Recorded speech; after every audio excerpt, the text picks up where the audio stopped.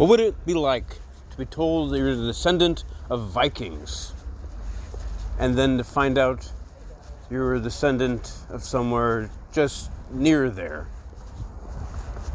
Are we close to the end of this civilization? Is this our Bronze Age collapse coming up? Or is it a new golden age?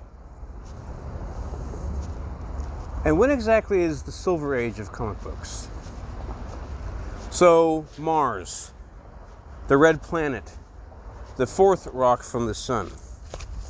Are we going to colonize Mars? Is that the right word? I'm not sure that I like that word exactly.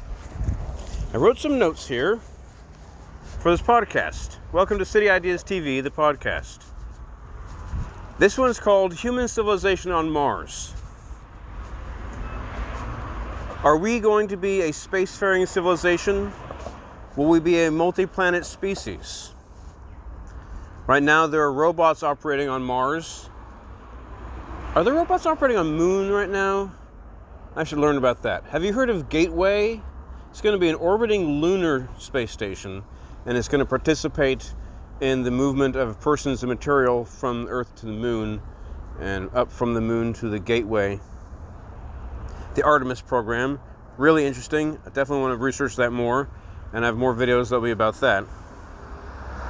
Now, as far as Mars is concerned, are we going to live on Earth and Mars and be a truly two-planet or more species? If so, how much of the Earth ecosystem do we bring to Mars?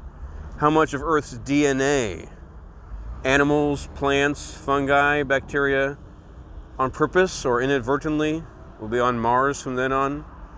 We're going to want to be careful of the life that perhaps is already there, so that we do not disturb it, or we're also not endangered from it.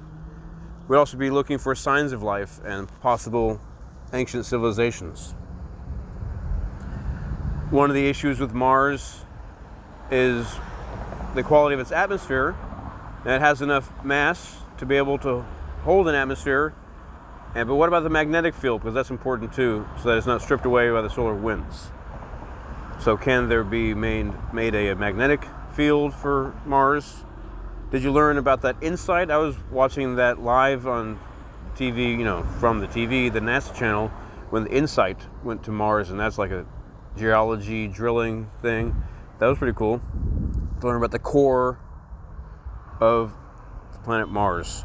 Obviously, the other main issue would be, gravity, how much gravity is on our muscle mass and bones if we're there, and water, of course. Water, we need water. If you have water, you can get hydrogen for a fuel source. So this idea of human civilization on Mars is basically the issue or the concept of outer space overall.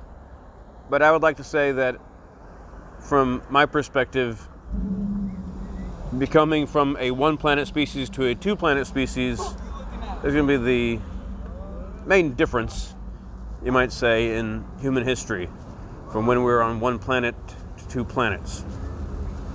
So, even though outer space issue overall is a good way of looking at it, the theme outer space, I focus it in on what I think will be the greatest accomplishment that we'll achieve in the coming generations, and that's to have civilization on Mars. And when I say human civilization on Mars, I do include that we'll bring many kinds of species from Earth to Mars, such as you might imagine an entire circus menagerie worth of animals, kinds of animals.